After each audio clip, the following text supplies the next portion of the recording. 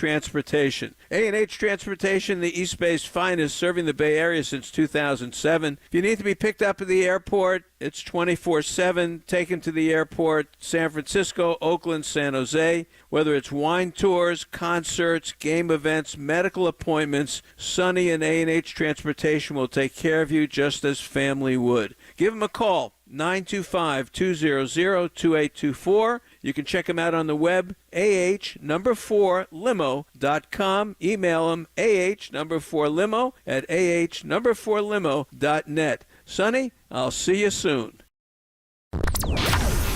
Seam heads. Our Giants game day coverage begins now. It's the mosaic. So before gloves start popping, diving, he makes the catch, and bats start cracking, it is gone. We bring you the voice of Bay Area baseball for the past 29 years. As I always say, baseball reflects what life is all about. This is Talkin' Baseball with Marty Laurie. That's what we do. We talk ball. On KNBR, the sports leader. And good morning, everybody, and welcome to Talkin' Baseball on this Sunday as we get ready for more Cactus League action. And let me tell you, the regular season isn't that far away. Believe it or not, 2 weeks from today, we'll be doing our first Original Joe's Sotomare contest of Guess the Score.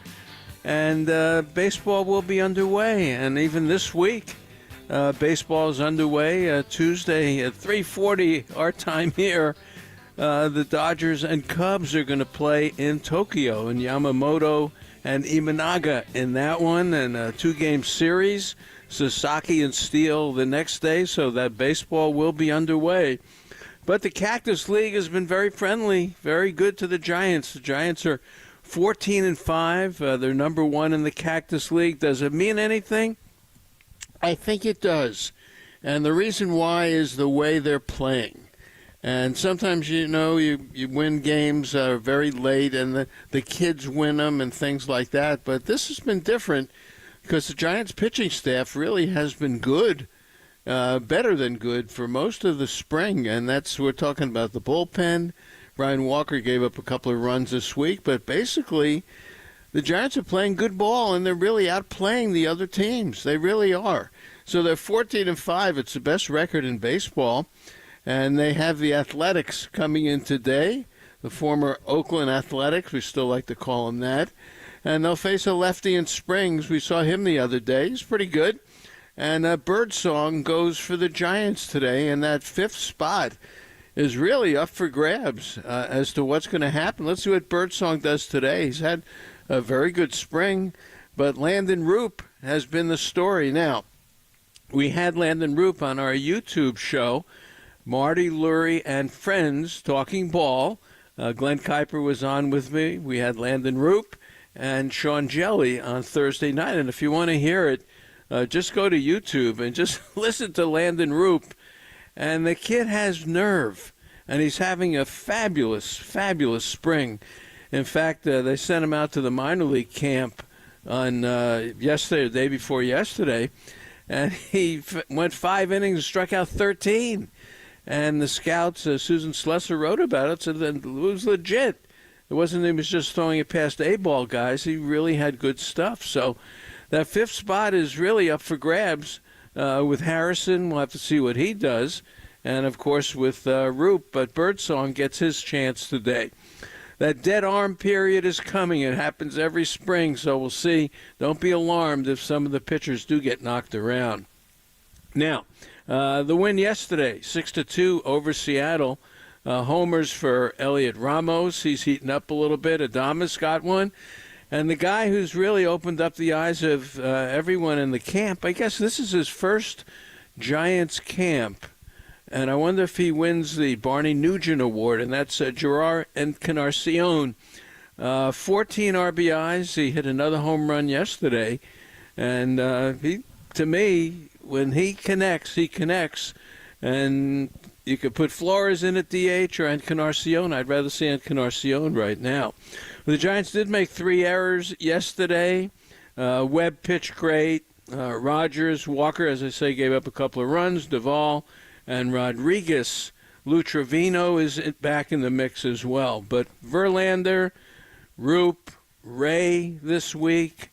Hicks got knocked around, and, for him it's spring training.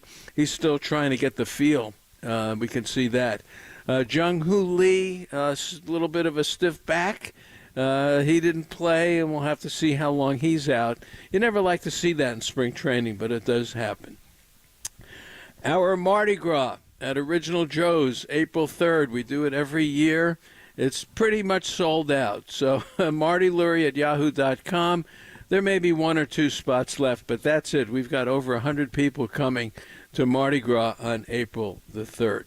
So it's A's and Giants today. It is Cactus League Baseball, and we're going to talk about what's going on in spring training. There's so many young players, the college players, high school players, the draft coming up, and all that kind of stuff. So Keith Law is going to join us next from The Athletic. He is the expert, and we'll talk with Keith when we come back right after this.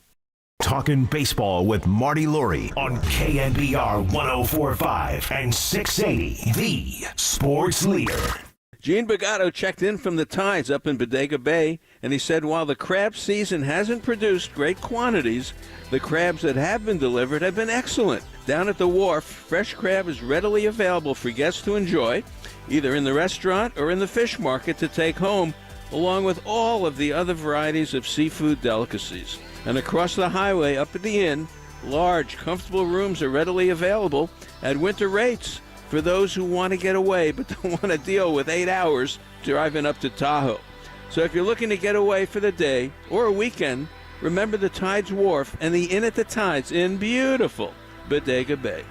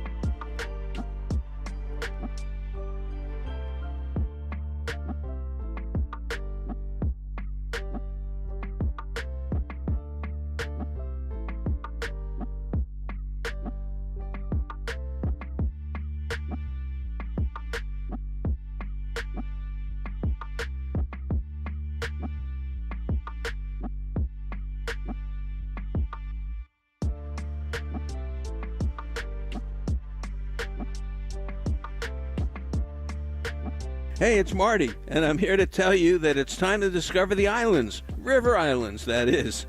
They're celebrating 10 years of bringing the good life to Bay Area homebuyers. Last time I checked, there are 25 model homes open for touring.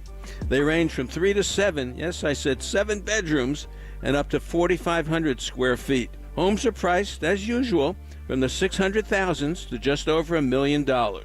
Start your tour online at riverislands.com. Isn't it time for you to discover the islands? You know it is for me.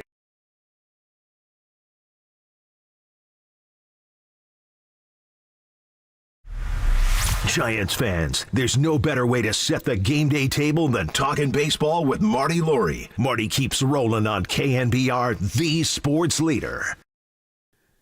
Fans, it's great to have you back with us. If you're watching on YouTube, you're getting to see the KNBR logo a lot today as we've got some very good guests. on the phone. So sit back and enjoy talking baseball on a Sunday morning. Keith Law is with us. He is the expert. He is the man of college baseball, high school baseball, minor leagues, the draft coming up. If you want to know anything about that, read The Athletic, read Keith Law. Keith, it's always a pleasure to have you on. I really appreciate your being with us today. Yeah, thanks for having me. No, we're good. First of all, let's talk about the prospect game. Did you get to see any of the prospect games down here in Arizona? I've seen the Mariners-Guardians one and the Giants-Rangers one. Oh, and then terrific. today I'll go, at the very least, to the White Sox-Rockies. They're far enough apart in time, I might be able to catch a little bit of the Reds-Brewers one, too.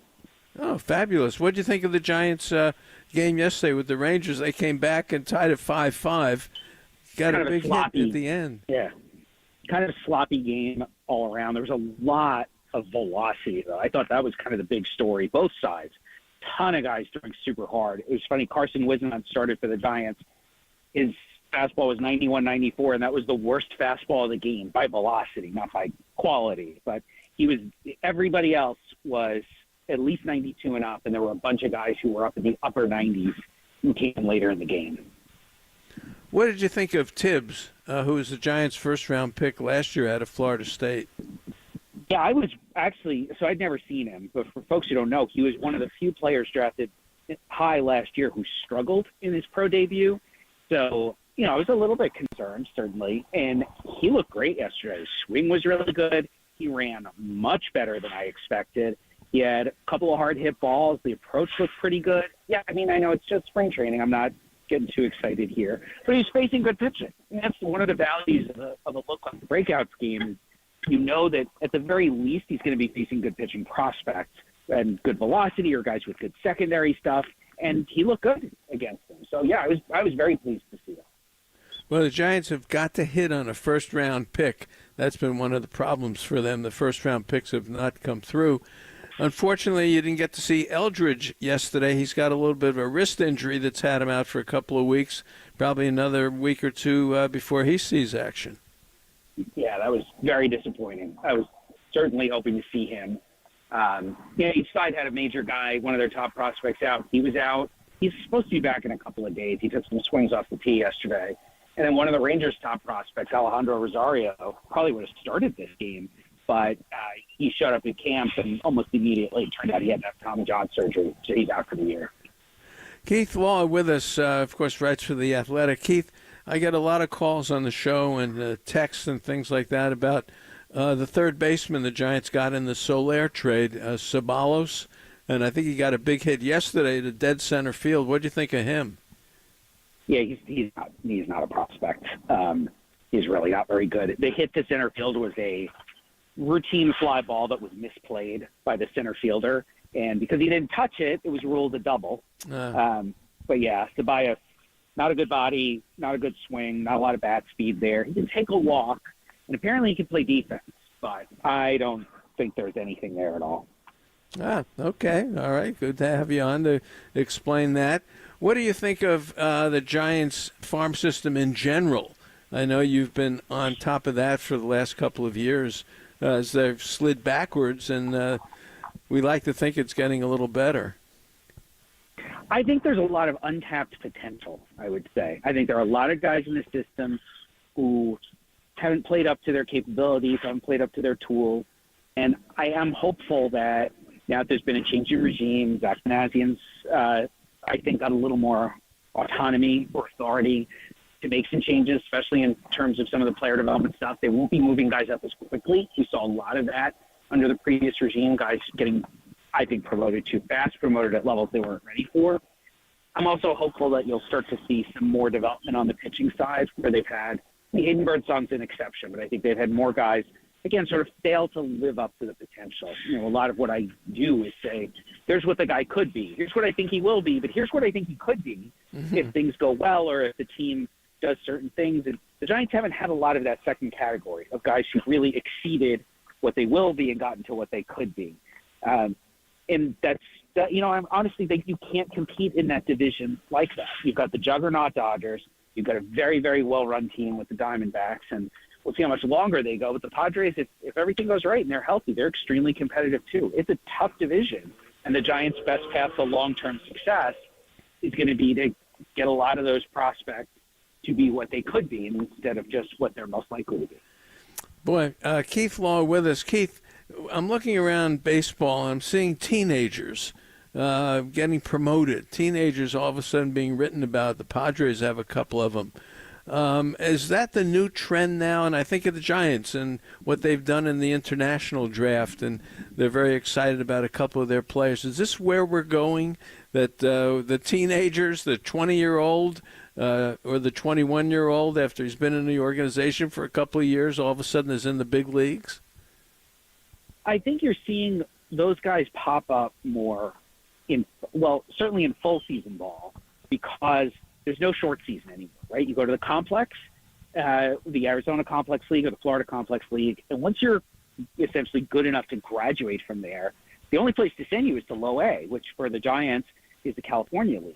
And some teams are more aggressive than others. The Padres, the Angels, they push their guys, I would argue, a little bit too fast. But if you look around low A last year, there's a lot of teenagers there, and some of them did really well. So when a guy is that young, getting pushed to that level, less than a year out of high school, in the case of guys who came through the draft, and they go to low A and they produce, they're going to fly up internal models for various teams, because obviously that's really impressive teams, able to do that at a level where you would have argued a couple of years ago, oh, he's too young for low A, or he's too inexperienced for low A. And then that sort of gets the gears turning where, oh, well, he's hit really well in low A. Let's give him a month at high A to end the season and see where that goes. And they just, the escalator of promotions just kind of keeps moving. And I have mixed feelings on that, because I do think it also leads to some outcomes where these guys do get promoted a little too quickly. Giants did it with Bryce Eldridge. Eldridge should never have sniffed AAA. It was only a week or so at the end of last year. And then they sent him to Fall League. I know you and I have talked about this before, but he would have been fine. Go to AA, finish there, and call it a season. Absolutely. There was 19. He had a great year. For some hitters, some players, it's going to be fine. But for a lot, it's a little too much too soon. Okay. Who will be the first pick in the draft this year? The first pick goes to Washington again. Who's the pick?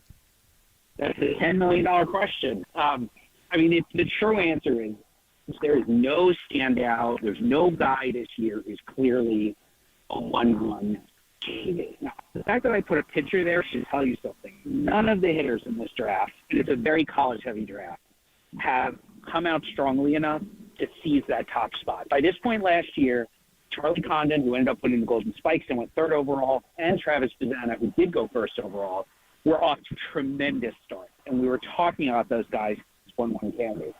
There is not a hitter in this draft, particularly not at the college level, who's gotten off to that kind of start.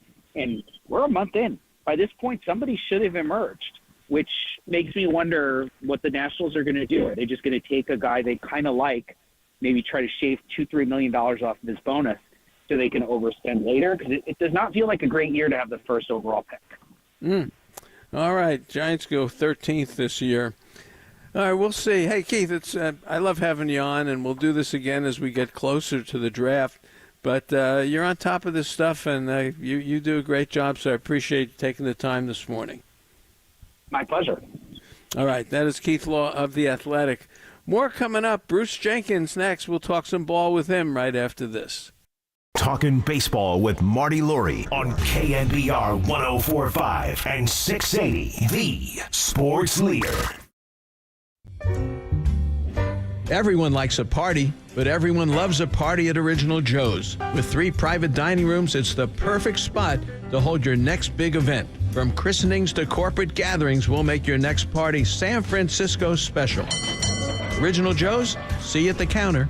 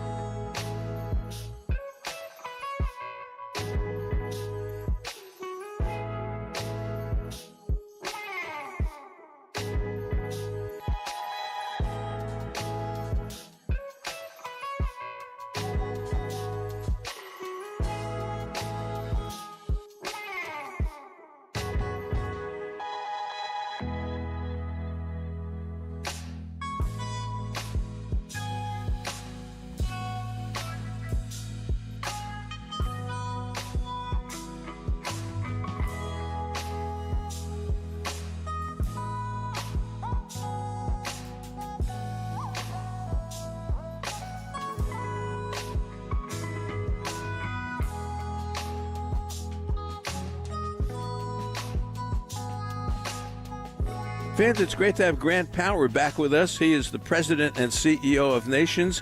Grant, what is going on with Nations in the Bay Area? It's been a really exciting year of bringing in new members of the Nation family and seeing our brand branch out over our Northern California market. Lots of work. I've learned a ton, even though I've been here for a while. And we have a very busy summer of opening up new stores. I'd say the other big update, which is always true as spring is right around the corner, is that our strawberry products are just a couple weeks away. So whether it's strawberry pancakes, strawberry French toast, or a very famous strawberry cheesecake or the strawberry tart, that's been part of our Nation's tradition for decades. We have the same supplier coming up from Oxnard down there in Ventura County, California, and really excited to get those products into our customers' mouths. Well, great to hear it. Grant, if one wants to get in touch with you, what's the best way?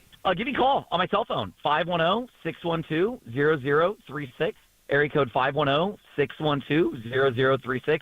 Give me a call directly, and we'd love to give you some guidance and then support you in your introduction to the Nation's family. Wow, fabulous. Grant Power, President, CEO of Nations. Have a good day. Thanks, Grant. My pleasure. Great to be on.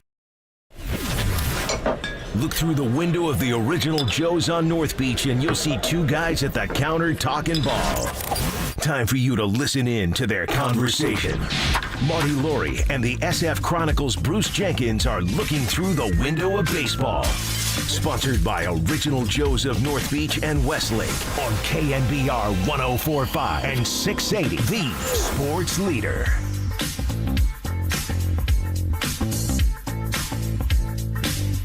Well, fans, you know what that means. It is Bruce Jenkins of the San Francisco Chronicle, two guys talking ball on a Sunday. Bruce, how are you today?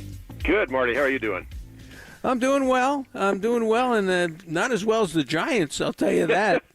Come on, man, 14-5, they're number one in baseball. And, you know, I said this, and I'll get your reaction to it. I don't care where you play. 14-5, best in baseball, means you're doing something right. And when you dissect the Giants a little bit, the pitching's been really terrific, and the regulars are getting it done. Yeah, well, first of all, when you bring in a new regime, you know, and you're trying to change things around and leave last year way behind, you know, it just feels good to start winning immediately and seeing the results on the field. Obviously, the standings don't matter, but it sure beats, you know, you come out and you look sloppy and you're making a bunch of mistakes, and that's just been the flip side of that. You know, they've shown up that their rotation looks, it's like, is Kyle Harrison still around? I mean, of course he is. Really? But, I mean, it's just, rotation looks fantastic. You know, Duvall looks good. The bullpen could be lights out and very deep. And, you know, with Adames in town and you know, Matos is coming on strong. It's just, there's just an awful lot of good things going on right now. You know, it's funny you mentioned the bullpen. There was a good article the other day about the three unsung, impossible-to-hit relievers in baseball. One was this Cade Smith of Cleveland. Right. Got an amazing story. And also this Jason Adams of the Padres, who's been on about 6 teams. And the third guy was Ryan Walker. How about that? I tell you, ever since he developed that sort of come-from-the-side delivery, just a whiplash motion that's deceiving, but you know it's way more than a gimmick because it just works so well against hitters from either side of the plate. I mean, he's tough to read, and he puts the ball on the black, and the next thing you know, it's 1-2, and you're in trouble. He's I don't know, he's for real to me. Well, yesterday was Webb, who has pitched well down here. Rogers, then Walker, who gave up a couple. Then Duvall and Rodriguez. And Bruce, I'll tell you, the sort of the little wild card for me has been Duvall. Yeah. It's very quiet. He hasn't, you know, the body language is still not the best. But I will tell you something, he's unhittable. Well, the thing is that with all the troubles he went through last year, it was more of an attitude and just, you know, the way he conducted himself. The stuff wasn't always there. His control wasn't great, but it's not like he all of a sudden had elbow surgery. And he's come out, you know, Melvin's been raving about just his stuff, and he's always going to look a little cocky, a little aloof out there, but, you know, you can live with that if he's getting people out. Verlander against the A's, you probably saw it on TV. Didn't he look good? Oh, he really did. That guy's amazing. You know, I really don't think he'd be giving it another shot if he didn't feel like he could go out there and be a reasonable facsimile of himself. He's not going to be out there throwing bloop balls and tricks and gimmicks and try to get by with stuff that he's never even used before. He's still got a real good curve. The fastball is pretty lively, but he's just smart as hell. I mean, that's the greatest thing about him. Pitchers can really learn a lot about working a hitter, getting yourself into the 6th, 7th, 8th inning, and if he can do that, which I think he probably can. A real good addition. It seemed a little bit of a stretch at first, but now that you've seen him there and how he interacts with the players, it seems like a really good one. Yeah, he's throwing nice and easy. He, looked like he got tired. Geloff took him out the other way. A lot of balls going out to right field, I'll tell you that, down here, which is not unusual, in the thin air. But he threw hard, and then about the 5th inning, he tired, you could tell. But, boy, if he can, look, he's still got another couple of starts. He's going to be fun, and he's going to do opening day, I think, in San Francisco. And, why not? I mean, that sounds right to me. How about that? Yeah.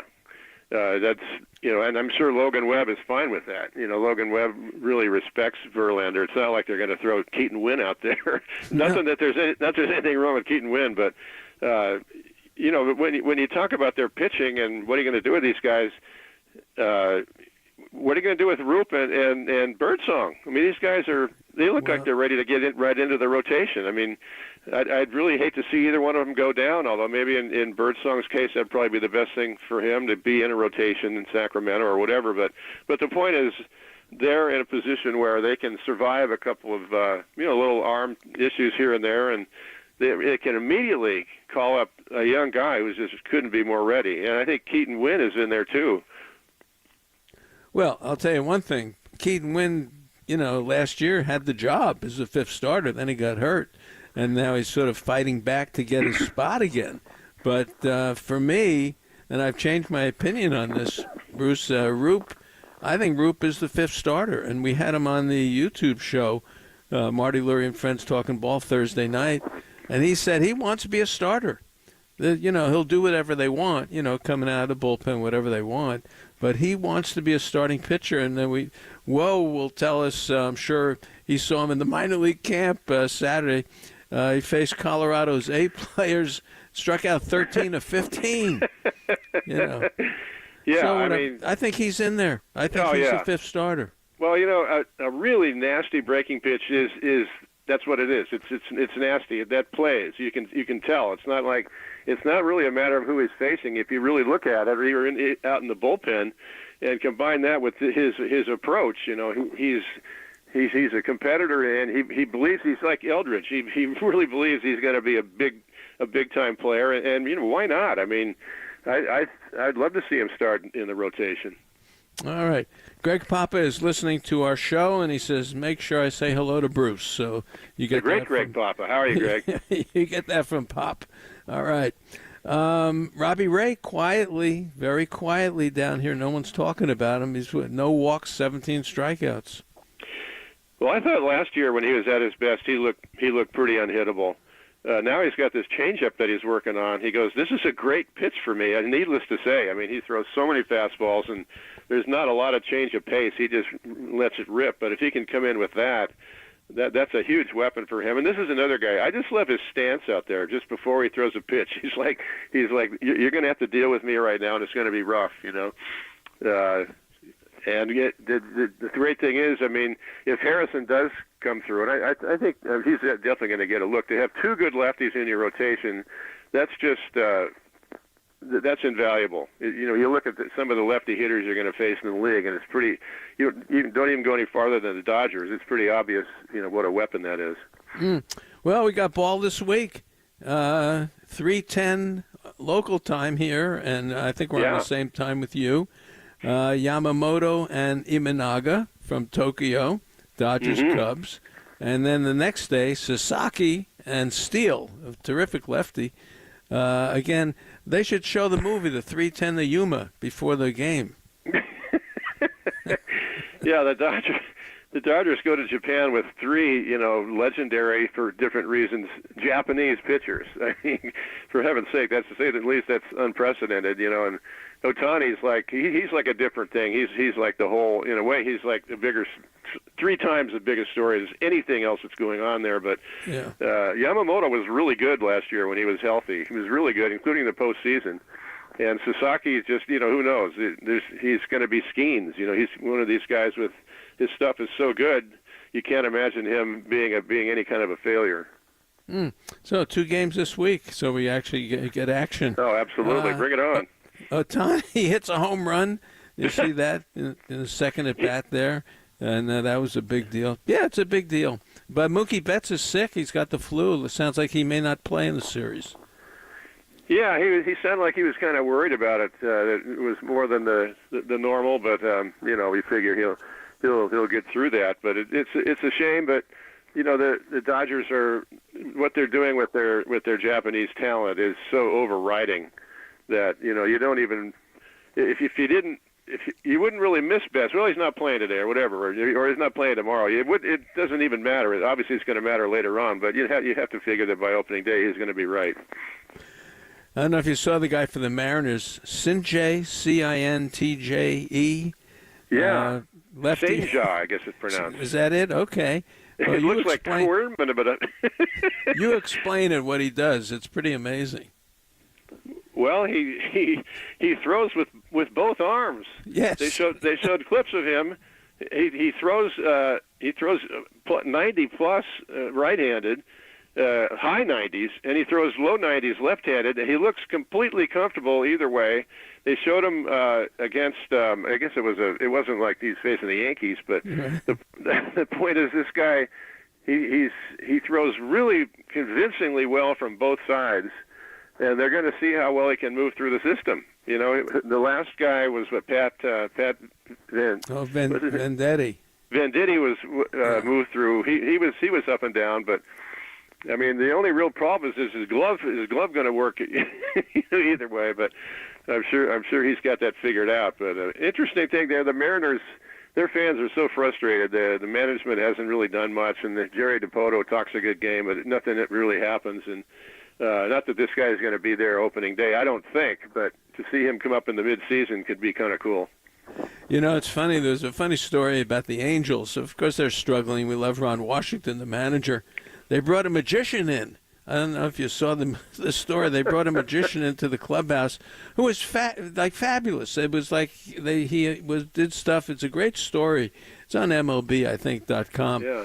And they brought him in to entertain the players and all that. And it made me think there were times, remember, they would bring entertainment into the clubhouse to relax everybody. I guess that doesn't happen too much anymore. Remember the A's used to have a guy who used to break a brick?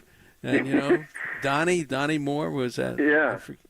I tell you, if you're familiar with the batting stance guy on the Internet, Gar Renest, he does uncanny impressions of like 300 guys. I mean, it's unbelievable. He just nails every one. And he's bold enough to go into clubhouses. There's video of him going into the clubhouse now, and now he's doing it right in front of the guys, and they're like doubled over with laughter. It's just a great thing to break up the mood and get everybody feeling good. Yeah, very good. I like it. Hey, a couple of quick historical notes. One, we're very lucky to have spring training in Florida and here, 15 teams down here. 1945, it's the end of the war. Spring training for the Giants, Lakewood, New Jersey. Yeah. And the Dodgers, Bear Mountain, New York, and 7 other teams in Indiana for spring training. How about that? Yeah, I wasn't aware of that. That's wild. And of course, things were about to change in a couple of years. All of a sudden, they bring up Jackie Robinson, and the Dodgers are the talk of the town. But no, I was not aware of that at all. And when you look at the history of Arizona and who trained there over the years, there's a lot of transition. Yeah, well, the Giants and Indians, 47, because Bill Veeck knew he was going to get Larry Doby. And he wanted to be here. But the best is from yesterday, 1978. The Giants, boy, I remember this day, Bruce, get Vida Blue. Remember that from the A's for like 7 players and $390,000. How about that? Yeah, that was crazy. I mean, they got, I'm trying to remember. John Henry Johnson. Yeah, remember? Gary Thomason, Gary Alexander, Guerrero. Alan Worth, Dave Haberlo. I mean, the kitchen sink was in there. Philip Huffman. I mean, it was just on and on for Vida, who was 28 years old. They gave up 7 players, and he'd had a terrible year before. He led the league in losses, but he shows up with the Giants. He really changed a lot of things. Yes. He changed the spirit of a team that was really not doing well at all. And right out of the gate, he wins 18 games with a 2.79 ERA. It's like, man, this looks like the Vida we remember. And then he came back with a couple 14-win seasons. What I'd forgotten about Vida was that his last year with the Giants was 1986, and of course he was 36, and he had some moments, but he was in there with Will Clark and Robbie Thompson and all those guys, and Roger Craig on the team that was building something. And he's such a likable guy. You'd like to think he had some good influence. He definitely had his issues, but Vida, I've known Vida since for an awful long time. I've always considered him a friend. He's a super friendly guy. He always knows about you, and how's Martha doing, and all these things. And it's really a terrific pitcher. But he did so much for the Giants. It was wonderful. Well, middle of spring training to make that move. Gary Alexander, I think, was in that, the catcher. Yeah, middle of spring training, and we lost Vida last year. Yeah. All right, a quick one. We'll do it in 30 seconds. 1977, the A's. Yes, Charlie Finley did stuff. They got Mitchell Page and Armas and Rick Langford for Phil Garner and Tommy Helms of the Pirates. How about that? Yeah, Phil Garner, I remember as the A's were they were fading out of their dominance, and Kansas City was taking over that division. But Phil Garner came in and was really a terrific presence. The deal was supposed to be, a lot of it was about Doc Medich coming in from the Pirates. Oh, right, that's right. And he didn't turn out to be a real big story here. But and Tony Armas was in the deal. Yeah, and Mitchell Page and Rick Langford. Rick Langford. I mean, the A's. That was just terrific. So. Yeah, middle of spring training. We'll do a show on Charlie Finley and the way he handled that ball club. He had his problems, but as a general manager, he was it, and he put together deals, and he got it done. He's a good story. He's a good story. All right. I know they hated to lose Garner, but what they got was really helped build the next foundation. Well, he traded Chuck Tanner, didn't he, from Manny Sanguillen? I think he did that. I think they traded a couple of wives in there somewhere. Fritz Peterson and Mike Kekich. All right. Yeah. All right. We'll talk to you next week. Very good. Hey, Bruce, next week, prediction time. I always miss that, stuff you did in the Chronicles. So we'll try to do some of it next Sunday. Well, I'm ready to be, as I like to say, dead wrong in public. So we'll see how it goes. Okay. All right. Have a good day. All right. Thanks, Marty. All right. More coming up right here on the Sports Leader. Talking baseball with Marty Lurie on KNBR 104.5 and 680, the Sports Leader. Hello again, Marty Lurie here to talk about my good friends at Georgie Brothers, the largest family-owned furniture store in the entire Bay Area. Right now and good through March 17th, you can save hundreds of dollars on my favorite line of furniture, Stressless. I own Stressless furniture, and I can tell you it's the most comfortable place to sit in my home. Visit them at GeorgieBrothers.com. That's GIORGIBROS.com. And remember, tell them that Marty sent you.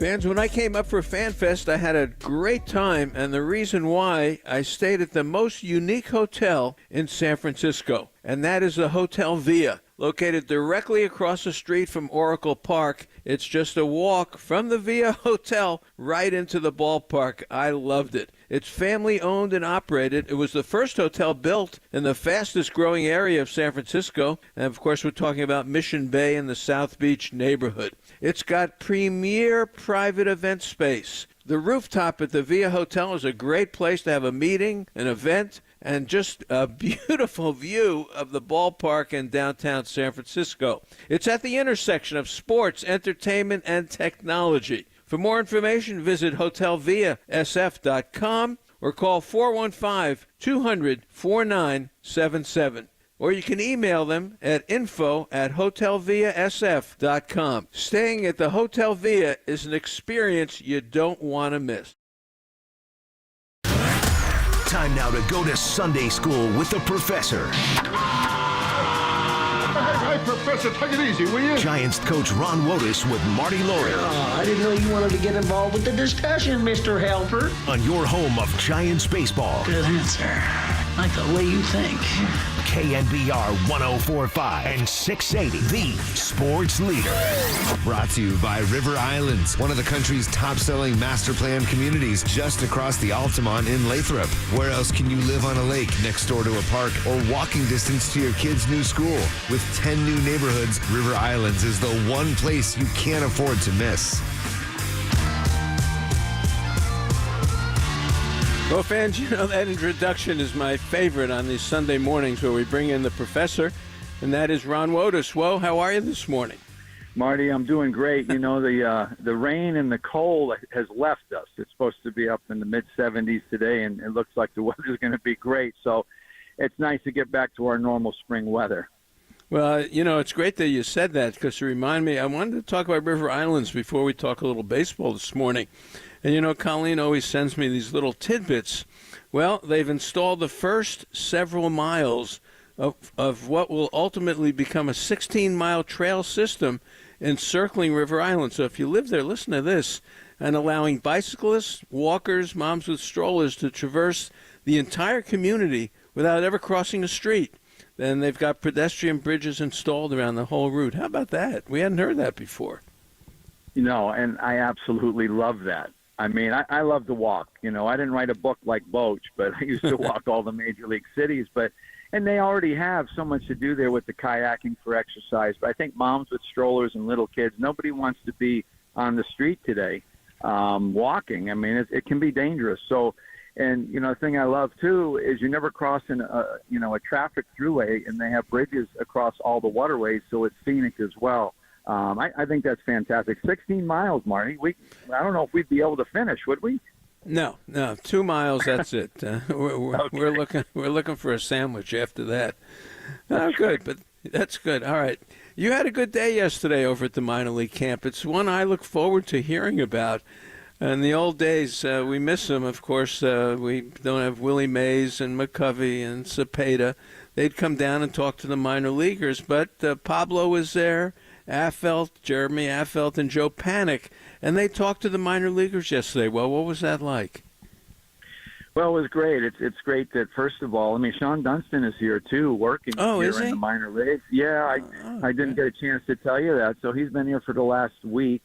He spoke to the group, but Randy and Kyle Haynes brought those three over. Affelt, Joe Panik, who was here for 5 days working, he was in big league camp for 5, to speak to the minor leaguers, and it's great because they have, you know, the players, you know, their eyes open up when they see these World Series champions and what they've accomplished. So they're really in tune and listen well.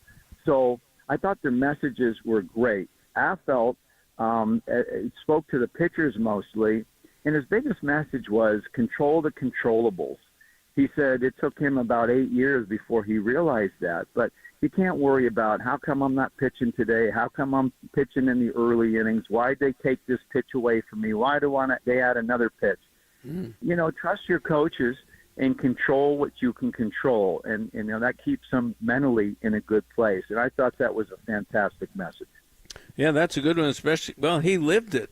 You know, when he came up, I remember, as Kansas City, he was a starter and he didn't have the repertoire to go through that fourth, fifth inning. And that's when he went to the bullpen. I remember when that happened to him. So he's good for that. Right, and that's what he said. It took him a while to figure it out. And once he, just worried about the things that he can control, things started to improve from him as a pitcher. And I mean, you hear that all the time. Worry about what you can control, but sometimes it's not all the detailed information we get. It's the basics, and that's great advice to the player. All right, Pablo. Now he's in camp. Verlander's there. That must be a lot of fun too. Hit the 2 home runs off of him in the World Series. But what'd Pablo have to say? He's still playing, He's still playing independent ball. I know he is. And how about this? He told me yesterday, because Sean Dunstan's here, he said he pitched in independent ball, and he struck out Sean Jr., the position player. So he was riding Sean a little bit about that. But he had a great message as well, talking to the Latins and talking about, trusting your coaches again. And there's a lot of things you have to figure out on your own. And I thought that was a really good message. You have to take ownership of who you are and what you're doing and be confident. And that's one thing Pablo always was. They asked him about his confidence, and he never wavered in that. He believed in himself, and he was confident. That was a good message. They asked him who his favorite toughest pitcher was he ever faced. Of course, he didn't mention Verlander. I can't remember who he mentioned, but Joe Panic mentioned Jacob deGrom. He had a tough time with him. So it was nice to see Pablo. He looks great. He's in good shape. And I know he's over at Big League Camp hanging out there for a bit. Oh, good. And Joe Panic is there, too. That's nice. Yeah, Joe, he's been working here. He's 5 days in the Big League Camp, 5 days he just left today. He's a part-time guy for us. Love to have him around more. He's really good with the infielders. I love his message. But, he was talking about kind of the defensive side, which, me and him really believe in because that was our area. But knowing your pitchers, they give you a game plan. Everybody got the positioning in their back pocket. And he talked about that great play he made in the World Series where the diving play, backhand flip to Crawl. And he said, hey, the hitter, was it Hosmer, the hitter? He said that he's normally a pull hitter, but he knew Jeremy was on the mound. Everybody loves to rip Jeremy. So he said, I knew Jeremy wasn't going to hit his spots, so I played straight because he wasn't going to throw the ball where he was supposed to. So I stayed straight. But if I went more pull, he goes, that would have been a base hit, and it would have been a whole different Game 7. And sure enough, he made that great play. But he talked about knowing your pitchers and playing off your pitchers and reading the swings. And that is so valuable because, we look at all the information, and I did too. I mean, I looked at all of it. But you rely on the instinct of your player. And if the player's got good instincts, you have to let them. That's how you get the margins, and that's how you get the edge, is trusting in your smart players. And in Joe and Craw, they were definitely that. I remember talking to you about Lincecum years ago, playing defense behind him, that Lincecum actually hit his spots, and you knew where to play for him. Yeah. I mean, he, when they put the ball in play, right, Marty? Yeah, I mean, that's right. For a while, they had a tough time, he had such good movement on his fastball, and that change split thing was so devastating. But he could hit his spots, and that makes it a lot easier to play defense. Well, I'm noticing a little bit more bunting. McRae is trying to bunt a little bit more. These third basemen play deep, and they give it to you, especially right-handed, left-handed. If you can get it past the pitcher, it's a base hit every time. Brett Butler would hit 500 today, the way the defense is. But what about drag bunting? Well, to me, it's a beautiful part of the game. You're sort of running out of the box as the bat is over the plate, and you push it past the pitcher, and you got a base hit. Is that the way you do it? Well, for a lefty, right, they always look like they're running out of the box, and they are. They're bringing that back foot across, and they're bringing the ball with them, trying to get it by the pitcher, to the second base area in the first baseman where he can't get it. And if it's a left-handed pitcher and you're a left-handed hitter, he can't get over to first, so you just got to get it by the pitcher and not real close to first base. And these speed guys got to hit. The righties, they drop it down more stationary to third base. But, it's a big emphasis on what we're doing, and it's coming to fruition. They had the breakout game, prospect game at 5:00 after the big league game yesterday. One of our players dropped a bunt down, led to a big inning. Saw it here in minor league camp, which I've been here for the last week. I'll be going back to the major league side the last few games of the spring, but that led to a couple runs. It's so important to take what the defense gives you, especially when you're facing good pitching. And Buster and Kyle Haynes and Winnie, they're emphasizing playing baseball, kind of the way they did in the way we used to, and it makes a difference. Boy, I love McRae. If he can master this thing, well, what a weapon that would be for him. So we'll see if he can put it into practice. Well, teams get ready for the games. Sometime in spring training, you say, all right, that's enough. And the Giants made 3 errors yesterday. The game's maybe a little bit more ragged than we've seen. Lee's back is stiffened up a little bit. Are there too many games down here? Should regulars have a couple of days off or what? Well, absolutely, in my opinion. Of course, the older I get, the shorter I want it, too, because it's tougher. It's tougher. But, like Chapman, he don't make 3 errors. I mean, he's been playing great ball. But I'm telling you right now, he could break camp today, and he would be happy going into the season the way he's swinging and the way he's playing. So it could be just one of those days, or a little focused or a little tired. Who knows? Now, Bone Mill does give these regulars, a day off. They play almost every other day. Yeah. But, I was thinking about this, Marty, and, I would love to see, because, they got to make their money. They want to have the games. I think if you're a everyday regular that's been in the big leagues every day, they should give them 1 day off a week where they don't come into the park. Because even though they have a day off, they're not playing in the game, they're still working out. That mental rest is just as important as the physical rest. So how you do it, 1 day a week, you have your prospects play or the other guys that are knocking on the door. But we all know spring training is for the pitching. That's why it's so long. The pitcher's got to build up their arms. So you put a major league starter out there, whether it's Robbie Ray or Webby or whoever it is, and they keep them on their regular rotation.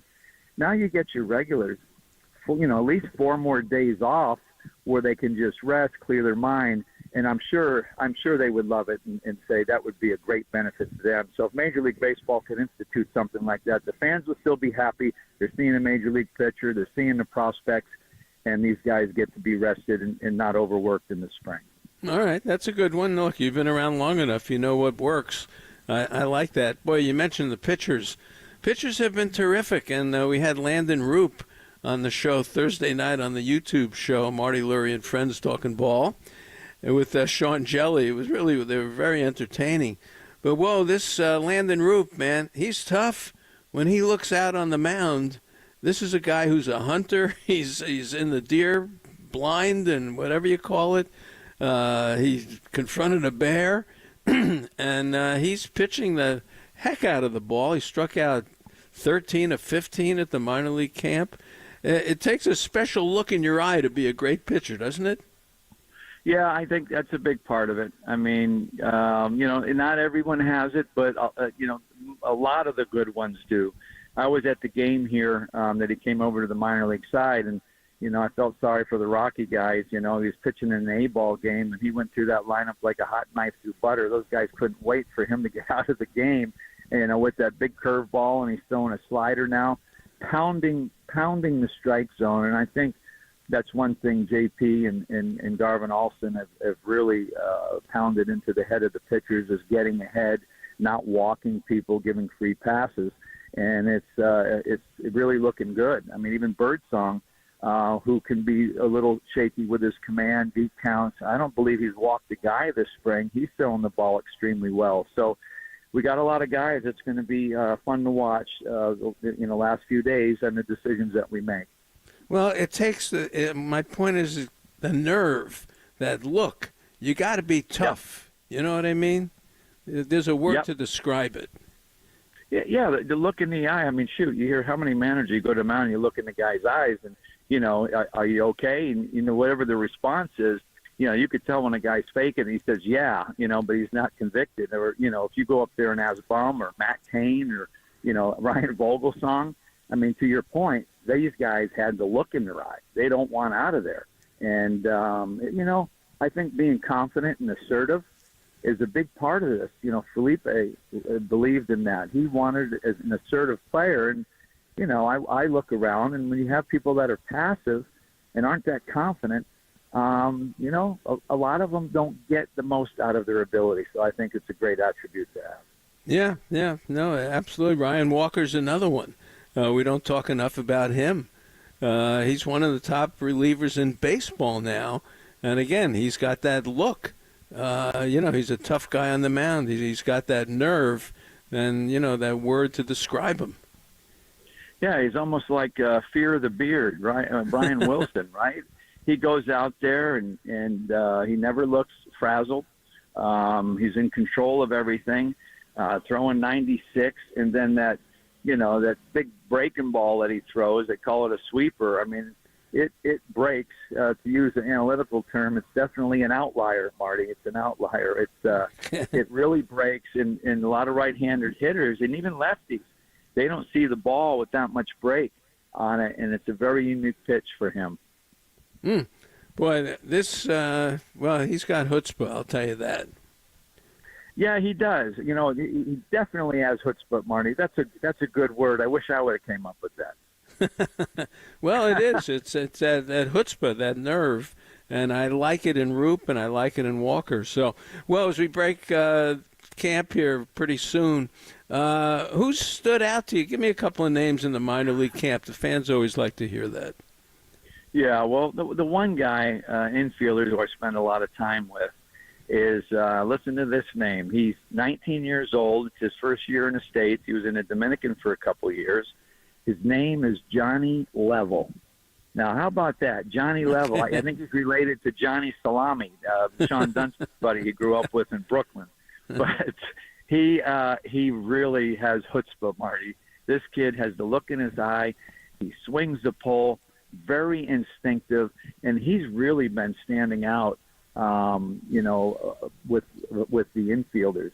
And of course, we got a lot of good pitching. I think Wisenhunt has made some improvements. He's using his fastball more, which is really, really good to see. I loved, Eldridge and what he did in camp. I know he didn't hit the ball, but on his defensive side, he's back over here now. He really made huge strides defensively. We talked about that earlier. So there's a lot of good things going on. All right, cool. All right, next week the team will be in Sacramento, breaking camp next Sunday, and then here we go. Here, we're ready to go. So this is what baseball's all about. Well, have a great day today, and we'll talk to you next Sunday. All right, Marty. Great being with you as always. All right, that is the Professor, Ron Wotus. Boy, good stuff. Kerry Crowley coming up next right here on the Sports Leader.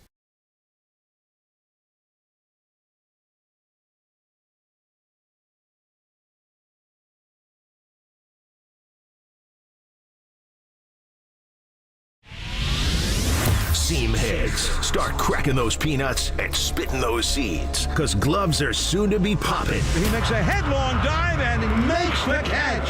And bats are going to get cracking. Blast one! Deep right field! Gone! Welcome to KNBR's Giants Warm-Up. Way back there! Goodbye! On the Sports Leader. We are back.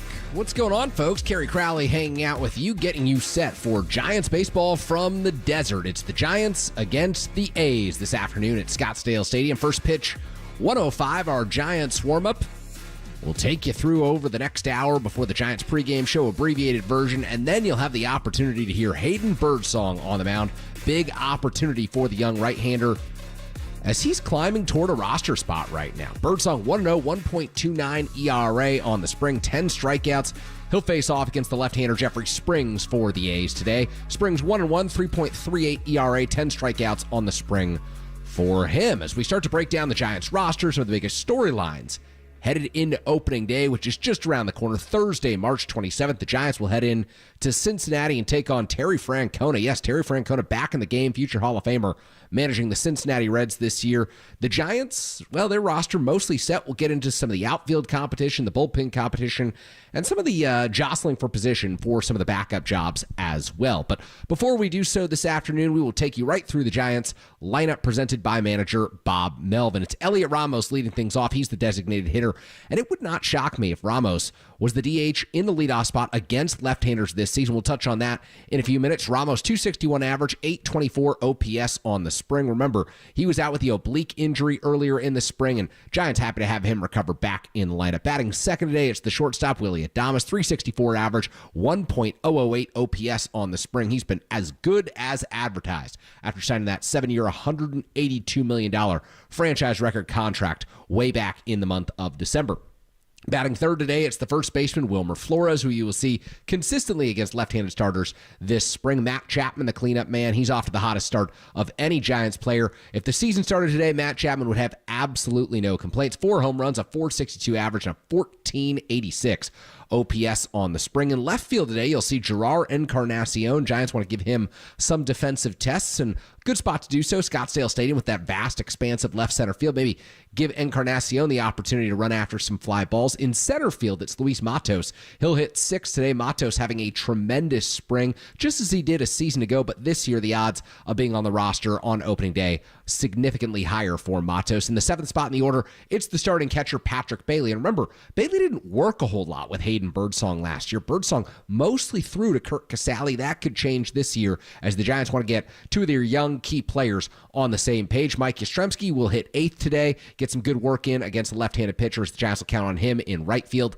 And then it's Tyler Fitzgerald batting 9th and playing second base. Fitzgerald off to a bit of a slower start this spring. He's someone who the Giants would like to get some more at-bats to and just get him a little bit more comfortable and in a little bit more of a rhythm as opening day draws near. So much on Fitzgerald's shoulders. The Giants believe that he can be the everyday second baseman for this team, but he's got to show it a little bit more at the plate. A lot of strikeouts so far, and the Giants need that to get under control. Give you a quick look at the Athletics. It's Max Schumann over at third base. He's leading things off. Brent Rooker, the designated hitter who signed a big contract extension, he's off to a really slow start this spring. Tyler Soderstrom, the catcher. Max Muncy, not that Max Muncy, but the other Max Muncy, may even be better one day. Second baseman. Seth Brown over at first. Ernez, the shortstop. Avon's the center fielder. Davidson in right, and Estuary Ruiz out in left field. Like I said, Jeffrey Springs, the starter today for the Athletics. And I know that Dwayne Kuiper, Mike Krukow, John Miller, Dave Fleming have all touched on this at various points of the spring. Still pains me that when I bring up the A's on the air, I'm not saying the word Oakland beforehand. I can't call them the Sacramento A's because they're going to be off to Las Vegas. The A's don't even want to be known as the Sacramento A's. They're just the Athletics, and it's so unfortunate. Everything that's happened to this franchise is just depressing. I loved the Bay Bridge series. I love the fact that interleague play got these two teams together, and you can feel a real sense of the rivalry, and it's just disappeared. It is disappointing to me as a fan of baseball, as someone who grew up in the city of San Francisco, going to A's Giants games, whether it be at the Coliseum or Pac-Bell Park when it first opened in the year 2000. It's just painful to know what A's fans are going through, to know that the Coliseum is no longer going to be used for Major League Baseball. I don't think it's right. I think that John Fisher has just pulled a fast one over everyone, even though he's really pulled a slow one with the amount of time that this has taken. It's just an absolute travesty that the A's are not in Oakland. And of course, you read some people's accounts. I think the Giants have something to do with this as well. Blocking San Jose is an option through the years, but the fact that this team is not in Oakland, that is so upsetting, and A's fans deserve so much better. This offseason, John Fisher's decided to spend, giving Luis Severino the big contract that I think was a surprise to everyone when he signed, maybe 3 years, $67 million for the Oakland A's right-hander. Then, of course, they extend Brent Rooker, they extend Lawrence Butler, 2 foundational players, 2 great players.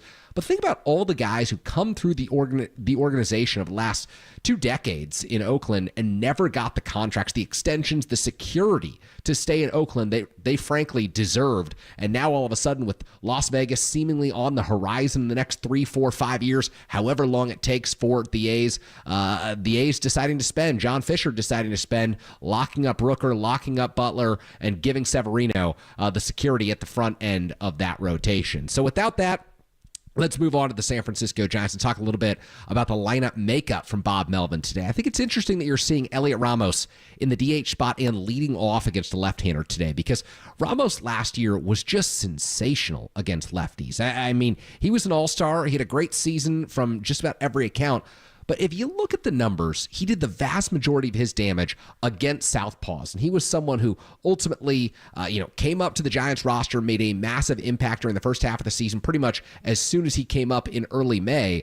But you break down things by the numbers, and it was very clear how much of an advantage Ramos gave the Giants against left-handed pitchers, which is something that he, quite frankly, just didn't do against righties. And so, you break things down by the overall numbers. He hit 370. That's the batting average against left-handers, a 1.189 OPS against lefties. He ultimately finishes last season with 22 home runs. 12 of them came from the right side, but 10 from the left side. Think about this, 108 at-bats for Elliot Ramos against left-handed pitchers last year. 40 hits.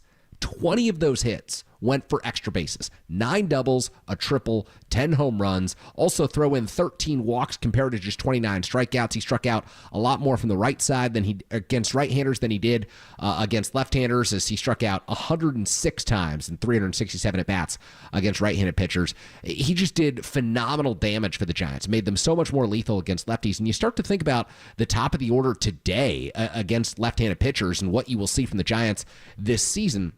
They've got the opportunity, if you've got Ramos either playing left field or DHing, to go Ramos in the leadoff spot, Willy Adames hitting second, Wilmer Flores, who throughout his career has absolutely crushed left-handers. And I know that this is a huge gamble for the Giants to rely on Wilmer Flores, someone coming back from a knee injury. I was outspoken during the offseason. I think that they should have upgraded from the Flores and Wade platoon, but Flores so far hitting well during spring training, a 785 OPS. Buster Posey's former teammate. He thinks he can count on him in those clutch spots. So you go Ramos, Adames, Flores at the top of the lineup. Then it's Chapman and Encarnacion. The Giants are stacking right-handed hitters against lefties, and each of these players, from Ramos to Adames to Flores to Chapman and Encarnacion, is a threat to go deep. They're all power threats against left-handed pitchers, and that's something you love to see, because you consider the left-handed pitchers in the division. Of course, the Los Angeles Dodgers adding Blake Snell this offseason. It's going to be imperative that the Giants find a way to improve against lefties this year, and I think that with that group, with Adames coming in, with Encarnacion expected to be counted on more regularly after kind of flourishing down the stretch for the Giants, there's some real optimism and momentum for this team. And so the challenge, in my opinion, is where do you fit in a left-hander into that group? Is it Jung-Hoo Lee hitting in the 3 spot in the order? Is it Jung-Hoo Lee sliding down and maybe hitting in the 5th slot in the order? Well, today, Jung-Hoo Lee's not in the lineup because, as Bob Melvin told reporters earlier this afternoon, or really earlier this week, Jung-Hoo Lee is dealing with some back tightness. It's an injury that isn't suffered on the baseball field. He slept on it wrong. He might be out the next few days. A few different Giants reporters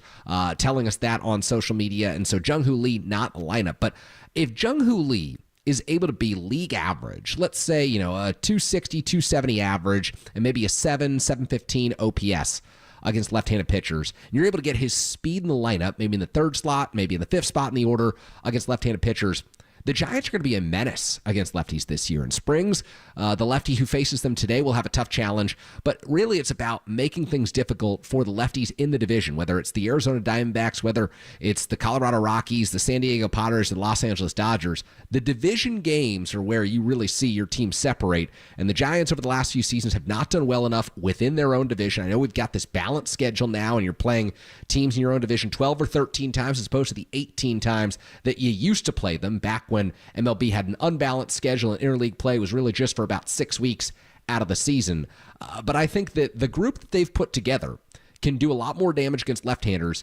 And the question is, how much can they rely on Jung-Hoo Lee to slide in there and then give them some optionality when teams, inevitably pull their starters in the 5th or 6th innings and go to a right-hander out of the bullpen? How good can this group be against right-handed pitchers coming out of the bullpen? Can it get its damage done early in the ball game? And then can it figure out ways to add on against the tough right-handers? Because you look at last season for the Giants. 2024, we all thought the offense was soft. We all thought that there were weak spots. And we all thought that the Giants didn't have nearly enough depth. But really, the main issue was this team failed to perform against starting pitchers. It was bullpen It was relief pitchers that the Giants took advantage of last season. They clawed their way back into games. They made things interesting, albeit not interesting enough. But if they're able to start consistently hitting lefties in the first, second, and third innings and finding ways with Lamont Wade Jr. starting against righties and Jung Hoo Lee being in the top 3 spots in the order against righties to, scratch a few runs across, you're going to see a lot more 4-3 or 5-3 or 4-2 wins for this ball club at Oracle Park, because I believe in the pitching of the San Francisco Giants. I mean, just look at today's starter for San Francisco. It's Hayden Birdsong, who came up last season, had a few double-digit strikeout performances, a top prospect in the organization, and he's got a 1.29 ERA entering play on Sunday, March 16th. Birdsong right now does not have a guaranteed spot in the rotation. He's up against Landon Roop, who went over to the minor league complex the other day. I think struck out 13 guys over 5 innings. Kyle Harrison throwing behind both of them today. He probably entered this spring training as the front runner for the fifth spot in the rotation, but the velocity's down, the ERA is way up. You can't count on Harrison. But the fact that Birdsong does not have this locked down, and the fact that Roop has pitched as well as he does and does not have this locked down, tells you the Giants' rotation should be a bit deeper. And you start to get into the bullpen. There are some reliable arms. Camilo Doval's having a strong spring. All of a sudden, the outlook for this team is looking better than it has in the past. And that's what Giants fans want. Yes, the offseason wasn't that exciting. Outside of the Buster Posey hire, which generated a lot of interest for, the fact that you've got a legend coming back to the franchise in that kind of a capacity, and the fact that Giants fans really wanted someone with former playing experience replacing Farhan Zaidi. You couple that with the Willy Adames addition in the early, part of the offseason in December, you start to think, this is an organization that's trending in the right direction. They're making the moves that you want to see. And then for the rest of the offseason, the back half of December, early January, into late January, right before spring training, the fact the Giants were relatively quiet raised a lot of questions. It, quite honestly, added to concerns that Giants fans might have had, that this team didn't do enough to get better. But you look at the depth that they've added. You look at Jung Hoo Lee coming back from the injured list. You look at Robbie Ray rounding in a form during spring training, and you see the competition for the fifth starter spot with 2 very deserving pitchers in Landon Roop and Hayden Birdsong, guys who might have wrapped this up in other organizations, in other circumstances, if not for the fact that they're competing so well right now. You start to think that maybe this team can take a step forward. You look at their 14-5 record during Cactus League play, and you say, there's a winning mentality here. There's a confidence that's kind of emanating from this team. I think Giants fans have reason to believe that the Giants can be better this year. How significantly can they improve? I don't know. I don't think they're going from 80 wins to 95 wins, but I wouldn't rule 90 out of the equation. I wouldn't say that this team is entering this season at a massive disadvantage to other teams in the National League that'll be competing for wild card spots like the Diamondbacks, like the Padres. Those teams have their flaws too, and the Giants certainly have them. I'm not going to discount that. But from what you've seen this spring, there should be a belief that this team can be better. Now, they'll have to prove it in April, prove it in May, and of course, throughout the rest of the season, there will be healthy skepticism from fans and analysts like myself. But prior to opening day, given the body of work this spring, I think they deserve a little bit of the benefit of the doubt that I wasn't willing to give them when they made just one significant move this offseason in the addition of Willy Adames. So we'll touch more on this Giants roster, some storylines for the rest of spring training when we come back, dive into Luis Matos and what he can bring this team if he is healthy, ready to go, and performing as he has during spring training. You're listening to Giants Warm Up, taking you up to Giants baseball here at 105 on KNBR, the sports leader. KNBR, the sports leader.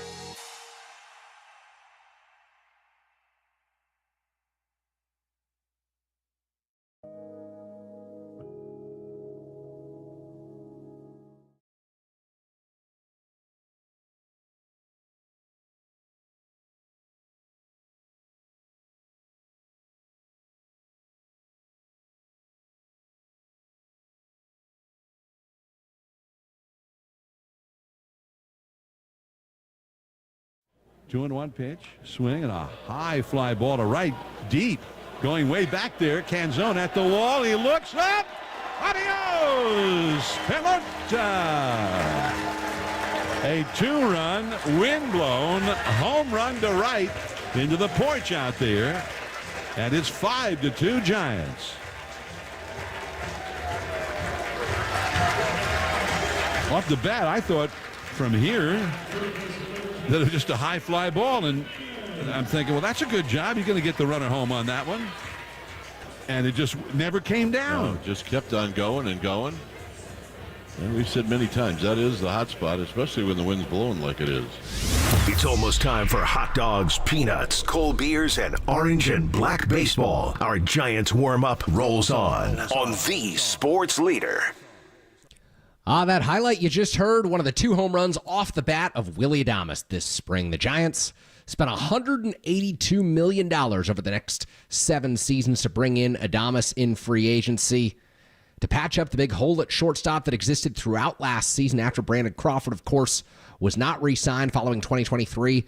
The Giants believe, and Buster Posey really believes, because he's seen this as a player, that stability at the shortstop position can be a game changer. Stability up the middle for your team can be a game changer. And so I look at the middle of the diamond for the Giants as a reason to believe that this team can be better than the 80-win squad that we saw a season ago. It's hard to imagine things going as poorly as they did in Bob Melvin's first season in year 2.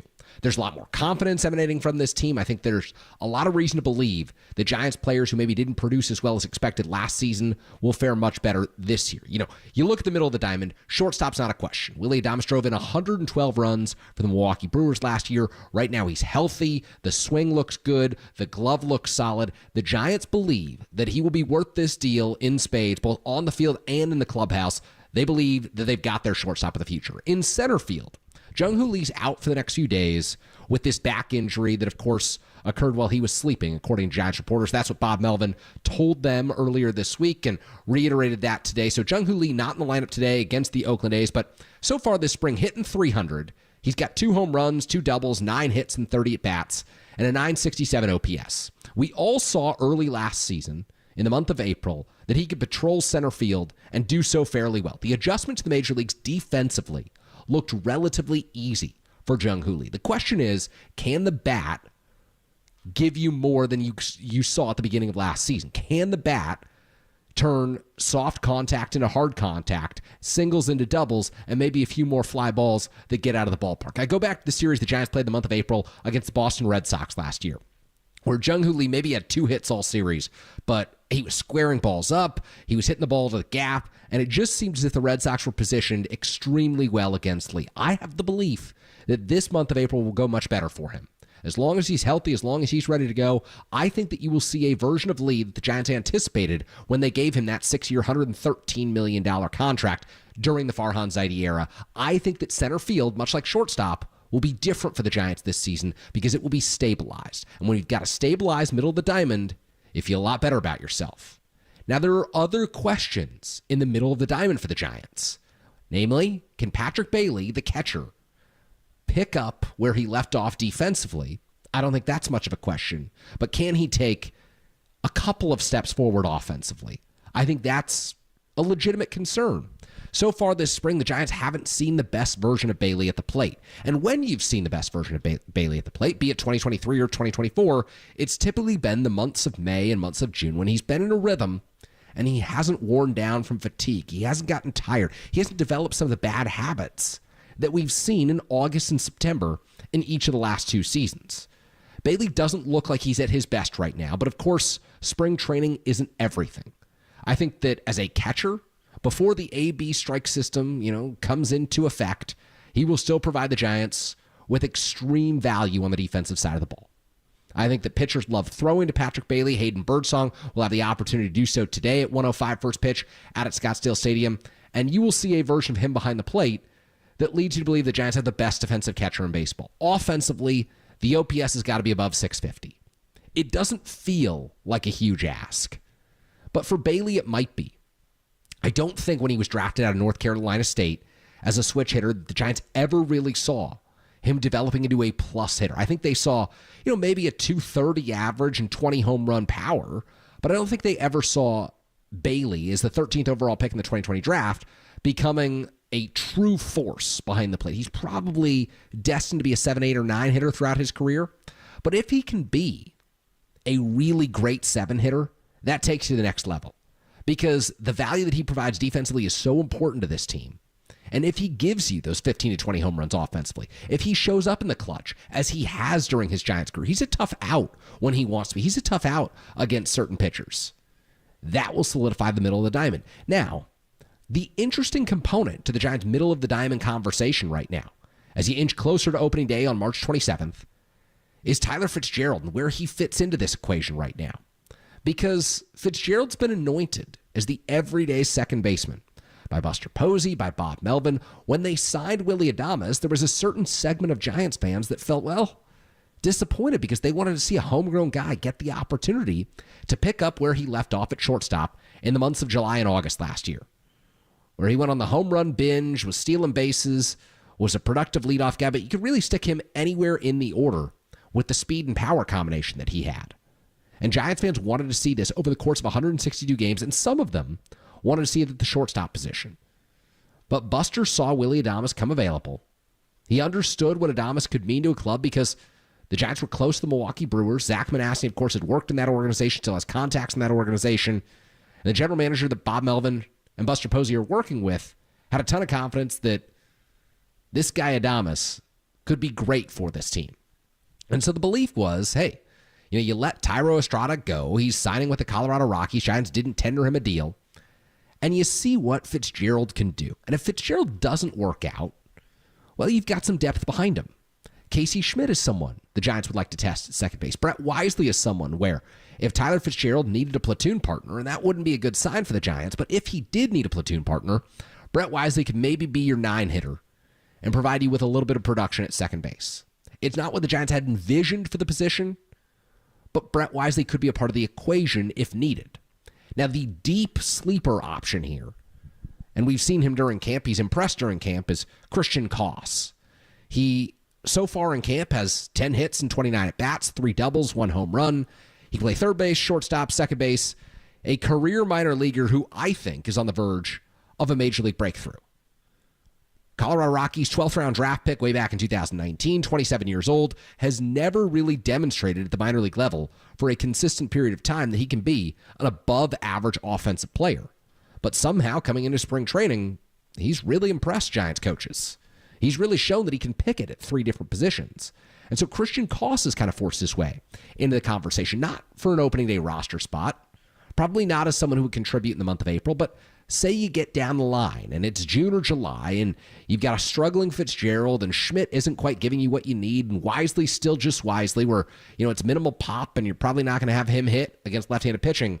Maybe Christian Koss comes up to the big league level. Now, I just ran through 4 different positions, all middle of the diamond positions for the San Francisco Giants. They feel great about shortstop. Maybe the best they've felt since Brandon Crawford in 2021 when they decided to give him that 2-year extension late in his career.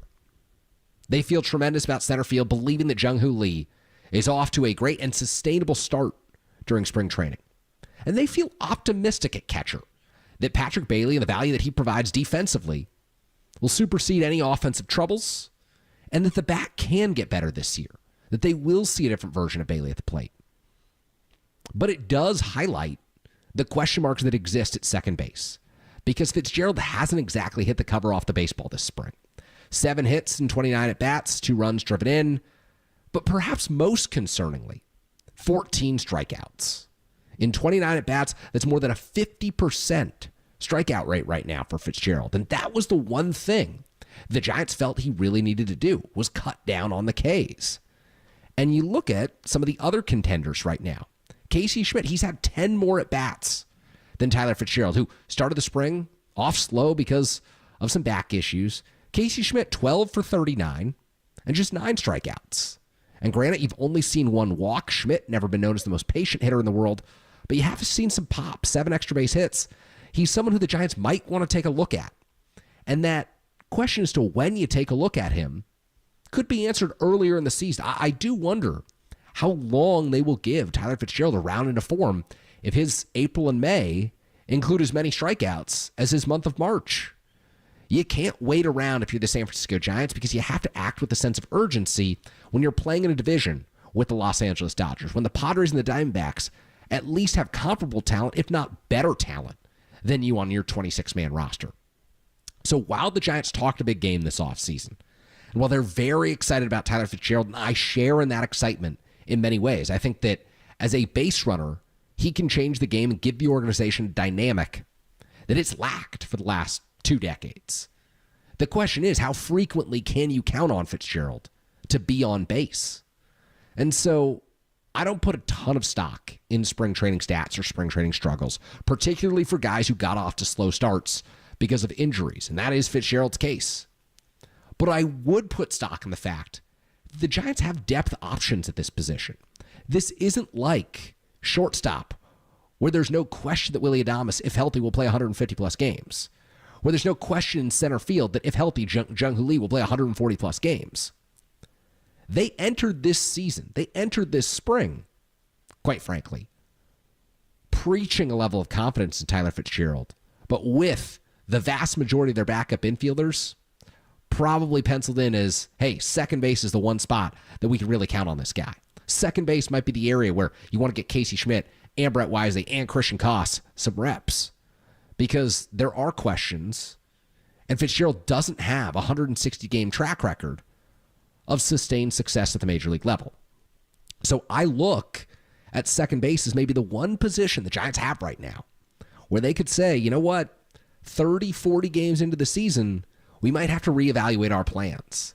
You never want to do that, but at an important middle of the diamond position, Buster Posey knows how critical the middle of the diamond can be. Look at 2010, Freddie Sanchez, the way that he solidified second base. Look at 2012, the trade for Marco Scutaro, and what that did for second base. And look at 2014, when the Giants were cycling through second baseman. My goodness, they couldn't wait to get a look at Joe Panik, and how as a rookie, Joe Panik was a stabilizing force for this team. You know, you felt great at shortstop in 2014 because you had Brandon Crawford. You felt great at catcher because you had Buster Posey. Second base was the position that Brian Sabean and Bobby Evans were concerned about. And you flash forward to the 2014 World Series against Kansas City, and I just think about the incredible 4-6-3 double play with the Panik flip as a rookie.